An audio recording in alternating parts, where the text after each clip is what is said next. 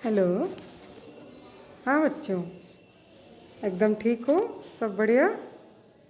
आज हम देखेंगे कि प्रतिष्ठित सिद्धांत में ब्याज क्या होता है। लास्ट क्लास में हमने क्या देखा था कि प्रतिष्ठित सिद्धांत की मान्यताएं क्या है, किसको हम प्रतिष्ठित सिद्धांत कहते हैं, उसमें मुद्रा और कीमतें क्या होती है और मुद्रा और कीमत स्तर का संबंध क्या होता है। तो आपको मैंने बताया था कि वहाँ पे मुद्रा एक जो है केवल आवरण का काम करती है, वो केवल वस्तुओं के और सेवाओं के क्रय विक्रय में काम आती है। तो वह मुद्रा विनिमय का माध्यम और मूल्य का मापक होती है, लेकिन वो उत्पादन और रोजगार के स्तर को निर्धारित नहीं करती है। और इनके अनुसार मुद्रा जो है वो मुद्रा के परिमाण सिद्धांत पर आधारित है। और आपको ये बताया था मैंने कि PT = MV होता है। ठीक है, तो यहाँ पे इन्होंने मुद्रा की मात्रा और कीमत स्तर का प्रत्यक्ष और आनुपातिक संबंध बताया था। ठीक है, अब आज हम क्या ले रहे हैं, प्रतिष्ठित सिद्धांत में ब्याज या इंटरेस्ट इन क्लासिकल थियोरी। तो क्लासिकल सिद्धांत में ब्याज को जो है क्या माना है, पूंजी का प्रतिफल माना है। और बचत और निवेश में समानता भी जो है वो ब्याज की दर से ही होती है। तो आप देखिए कि मैंने फर्स्ट इक्वेशन लिखी है, S = फंक्शन ऑफ R। मतलब बचत जो है वो ब्याज की दर का क्या है बच्चों, धनात्मक फलन है।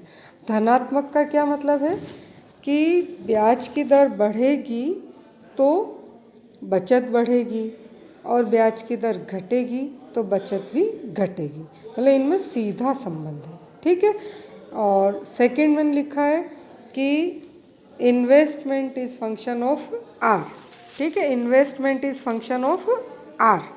ठीक है, मतलब निवेश जो है वो किसका फलन है, वो भी ब्याज की दर का फलन है, लेकिन वो ब्याज की दर का क्या है, ऋणात्मक फलन है। मतलब ब्याज की दर बढ़ती है तो निवेश घटता है और ब्याज की दर घटती है तो निवेश बढ़ता है। ठीक है, तो क्या है कि बचत तो ब्याज की दर का धनात्मक फलन है और निवेश जो है वो ब्याज की दर का ऋणात्मक फलन है। तो दोनों में क्या हो गया, बिल्कुल विपरीत संबंध है। लेकिन आप देखिए अपन ने क्या लिखा, तीसरी इक्वेशन S = I। तो कोई ना कोई ब्याज की दर ऐसी होगी जहाँ पर कि बचत और निवेश में समानता होगी। ठीक है, तो ब्याज की दर के द्वारा बचत और निवेश में संतुलन स्थापित होता है। ठीक है, या यूँ कहें कि ब्याज की दरें बचत और निवेश में साम्य स्थापित करती है। ठीक है बच्चों, तो प्रतिष्ठित सिद्धांत में हमने क्या देखा कि ब्याज की दरें ही केवल बचत और निवेश को प्रभावित कर रही, दूसरी किसी चीज़ को इन्होंने, बाजार की दशाएं वगैरह या प्रॉफिट, इन सब चीज़ों को कंसिडर नहीं किया। केवल ब्याज की दर से ही बचत प्रभावित हो रही है, ब्याज की दर ही निवेश को भी प्रभावित कर रही है। ठीक है, और इन दोनों में संतुलन जो है वो किससे हो रहा है, ब्याज की दरों से ही हो रहा है। ठीक है, अब नेक्स्ट आप लिखिए, देखिए क्लासिकल प्रणाली में मजदूरी की दर। ठीक है, क्या लिखा मैंने, क्लासिकल प्रणाली में मजदूरी की दर या wage rate in classical system. तो प्रतिष्ठित सिद्धांत में मजदूरी दर को जो है रोजगार निर्धारण का मुख्य घटक माना गया। ठीक है, इनके हिसाब से क्या होता है कि वेज रेट जो होती है वो बहुत फ्लेक्सिबल होती है। ठीक है, अगर श्रम की मांग स्थिर है और श्रम की पूर्ति बढ़ती है तो क्या होगा, मजदूरी की दरें घट जाएगी और घटी हुई मजदूरी पर ही अतिरिक्त श्रमिकों को रोजगार देना संभव होगा। इसी तरह से श्रम की मजदूरी किससे निर्धारित होगी, उनकी सीमांत उत्पादकता से निर्धारित होगी। तो क्लासिकल इकोनॉमिक्स में वास्तविक मजदूरी दर का निर्धारण श्रम की मांग और श्रम की पूर्ति की सापेक्षिक शक्तियों द्वारा होता है। ठीक है, मजदूरी का निर्धारण किससे हो रहा है बच्चों, श्रम की मांग और श्रम की पूर्ति के द्वारा हो रहा है। और श्रम की मांग और पूर्ति में साम्य से क्या होगा, रोजगार की मात्रा का निर्धारण होगा। अभी आप इक्वेशंस देखो, आप फर्स्ट इक्वेशन देखिए क्या है, क्या लिखा, DL मतलब demand for labour is function of W upon P। यहाँ पर W क्या है बच्चों, मौद्रिक मजदूरी है, P कीमत स्तर है, ठीक है। तो W अपॉन P लिखा है मैंने। तो श्रम की मांग जो है वो वास्तविक मजदूरी का इन्होंने क्या माना, ऋणात्मक फलन है। समझो, ऋणात्मक फलन से क्या मतलब है कि अगर वास्तविक मजदूरी बढ़ी तो श्रम की मांग घटेगी, और वास्तविक मजदूरी घटी तो श्रम की मांग बढ़ेगी। तो इस तरह से श्रम की मांग में और इसकी वास्तविक मजदूरी में क्या है, ऋणात्मक संबंध है, ठीक है। अब नंबर 2 इक्वेशन देखिए, क्या लिखा कि DL is function of W upon P, ठीक है, मतलब is equal to MPPL। MPPL क्या है, सीमांत भौतिक उत्पादकता, किसकी, श्रम की।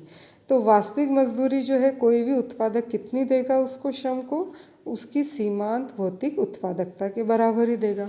तो श्रम की वास्तविक मजदूरी हमेशा कितनी होगी बच्चों, उसकी सीमांत भौतिक उत्पादकता के बराबर होगी। तो यहाँ मैंने क्या लिखा, आप देखो, DL is equal to function of W upon P is equal to MPPL, सीमांत भौतिक उत्पादकता, किसकी, श्रम की। आया समझ में कि पहला इक्वेशन तो क्या कह रहा है कि श्रम की मांग उसकी वास्तविक मजदूरी का ऋणात्मक फलन है। दूसरा इक्वेशन कह रहा है कि उसकी वास्तविक मजदूरी उसकी सीमांत भौतिक उत्पादकता पर निर्भर करती है, ठीक है। फिर तीसरी इक्वेशन लिखिए, SL is function of W upon P। तो SL क्या है, सप्लाई ऑफ लेबर, किस पर निर्भर करती है, ये भी वास्तविक मजदूरी पर यह वास्तविक मजदूरी का धनात्मक फलन है, ठीक है। क्या है ये, वास्तविक मजदूरी का धनात्मक फलन है। कैसे कि जब वास्तविक मजदूरी बढ़ेगी तो श्रम की पूर्ति बढ़ेगी, वास्तविक मजदूरी घटेगी तो श्रम की पूर्ति भी घटेगी, ठीक है। तो श्रम की मांग तो ऋणात्मक फलन है और श्रम की पूर्ति उसका धनात्मक फलन है, ठीक है। लेकिन आप फोर्थ इक्वेशन देखो, DL is equal to SL। तो श्रम की मांग और श्रम की पूर्ति में जो साम्य है वो वास्तविक मजदूरी की दर से होता है, ठीक है। जैसे बचत और निवेश में साम्य किससे हो रहा था बच्चों, ब्याज की दर से। तो ऐसे श्रम की मांग और श्रम की पूर्ति में साम्य किससे हो रहा है, उसकी वास्तविक मजदूरी की दर से हो रहा है। अब हमको अगर उनकी मौद्रिक मजदूरी को देखना है तो कैसे देखेंगे, मौद्रिक मजदूरी वास्तविक मजदूरी किसके बराबर है, MPPL के बराबर है, ठीक है। तो और वो हमेशा क्या होता है, W अपॉन P होता है, ठीक है। तो अब मौद्रिक मजदूरी खाली आपको W निकालना है तो वो क्या होगा, MPPL मल्टीप्लाइड बाई P, मतलब श्रम की भौतिक उत्पत्ति को उसके द्रव्य मूल्य से गुणा कर लेंगे तो क्या प्राप्त हो जाएगा, उसकी मौद्रिक मजदूरी। ओके, आया समझ में। अब हम ले रहे हैं उत्पादन तथा रोजगार का प्रतिष्ठित सिद्धांत, ठीक है। क्या ले रहे हैं, उत्पादन और रोजगार का प्रतिष्ठित सिद्धांत। तो प्रतिष्ठित सिद्धांत क्या कहते हैं कि ये पूर्ण रोजगार के ऊपर आधारित है, कि कभी कभी हो सकता है ऐच्छिक और प्रतिरोधात्मक बेरोजगारी हो सकती है, पर मुक्त बाजार अर्थव्यवस्था में हमेशा ऐसी शक्तियाँ क्रियाशील रहती है कि दीर्घकाल में स्वतः ही पूर्ण रोजगार की स्थिति स्थापित हो जाती है। तो वो कहते हैं अल्प अवधि में कभी हो सकता है कि मांग जो है पूर्ति से ज़्यादा हो जाए, पूर्ति जो है कभी मांग से ज़्यादा हो जाए, लेकिन सामान्यतः कुल मांग कभी भी कुल पूर्ति से कम नहीं हो सकती, क्योंकि से क्या कहते हैं, supply creates its own demand, ठीक है। तो इसीलिए कुल मांग और कुल पूर्ति में समानता रहेगी और इसीलिए बाजार में हमेशा पूर्ण रोजगार की स्थिति विद्यमान रहती है। तो इनके हिसाब से किसी भी अर्थव्यवस्था में उत्पादन की जो मात्रा है वो हमेशा क्या होगी, रोजगार के स्तर, पूंजी की मात्रा, टेक्नोलॉजी और देश में उपलब्ध प्राकृतिक साधनों पर निर्भर करती है। किस किस पर करती है देश में उत्पादन की मात्रा? रोजगार का स्तर मतलब एन, पूंजी की मात्रा मतलब के, टेक्नोलॉजी मतलब टी और देश में उपलब्ध प्राकृतिक साधन मतलब एल पर निर्भर करती है। लेकिन अब ये क्या कहते हैं इसमें से? पूंजी का स्टॉक, टेक्नोलॉजी और प्राकृतिक साधनों की पूर्ति प्राय स्थिर रहती है। मतलब ये लिखा मैंने, आप देखिए KTL, ठीक है। तो ये सब इन्होंने क्या माने? स्थिर माने। तो अब इसीलिए क्या माना कि उत्पादन जो है मुख्यतः किस पर निर्भर करेगा?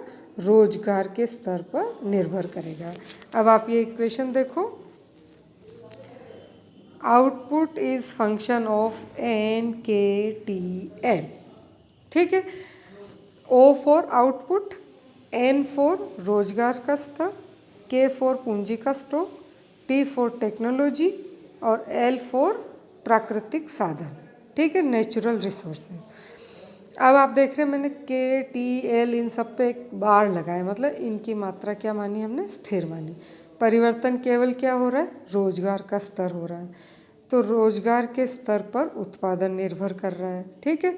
तो output is the function of employment, ठीक है। मैंने क्या लिखा? Output is the function of employment, मतलब उत्पादन जो है रोजगार के स्तर पर निर्भर करता है, ठीक है। अब क्लासिकल सिद्धांत में आप देखो कि रोजगार का निर्धारण जो है श्रम की मांग और श्रम की पूर्ति के साम्य से होता है। किससे होता है रोजगार के स्तर का निर्धारण? देखो, उत्पादन का निर्धारण किससे हो रहा है? रोजगार से। रोजगार का निर्धारण किससे हो रहा है? श्रम की मांग और श्रम की पूर्ति से। अब श्रम की मांग क्या है? वास्तविक मजदूरी का ऋणात्मक फलन है। मैंने अभी आपको बताया कि DL is function of W/P is equal to MPPL, जबकि श्रम की पूर्ति वास्तविक मजदूरी का धनात्मक फलन है। SL is function of W/P। तो श्रम की मांग और श्रम की पूर्ति में संतुलन उस वास्तविक मजदूरी स्तर पर होता है जहां श्रम की मांग और श्रम की पूर्ति एक दूसरे के बराबर होते हैं, ठीक है। तो इनका संतुलन कहाँ होगा? जहाँ श्रम की मांग और श्रम की पूर्ति एक दूसरे के बराबर है, तो ये श्रम बाजार में संतुलन का द्योतक है, ठीक है। DL is equal to SL है, तो ये क्या है? श्रम बाजार में संतुलन है, ठीक है। और यहीं से वास्तविक मजदूरी का निर्धारण होगा, ठीक है बच्चों। अब अपन इसका डायग्राम देख लेते हैं।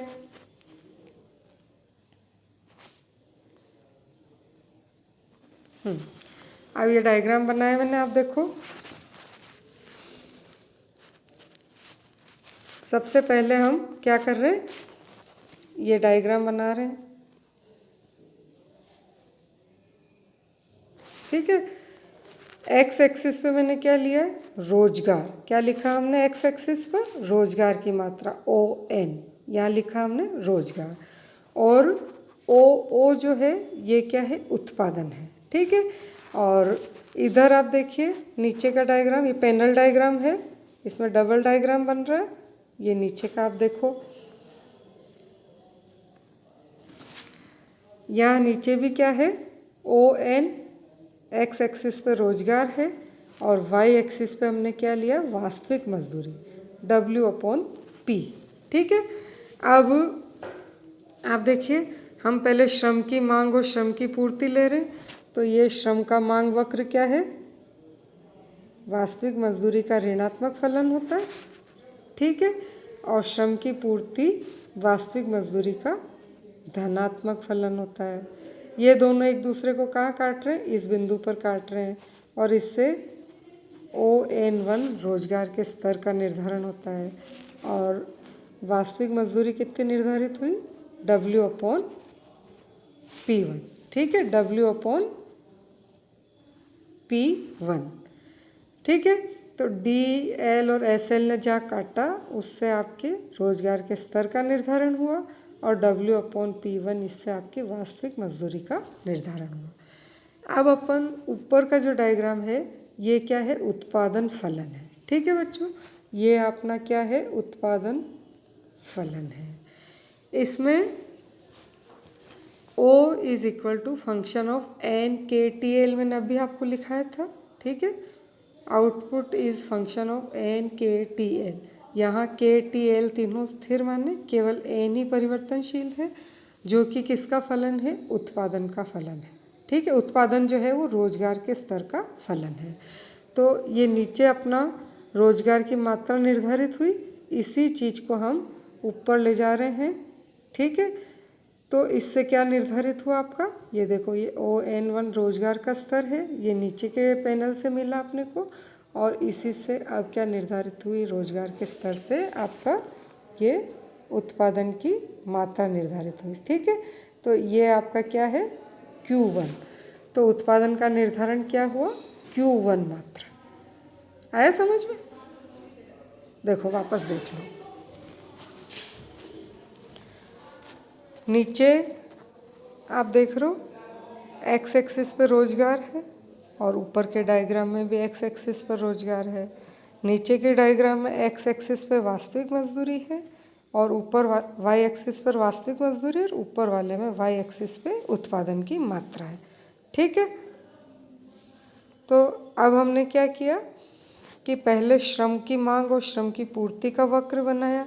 ये दोनों एक दूसरे को इस ई बिंदु पर मान लो काट रहे हैं, तो यहाँ से ये रोजगार के स्तर का निर्धारण हुआ, और इससे ये वास्तविक मजदूरी का निर्धारण हुआ।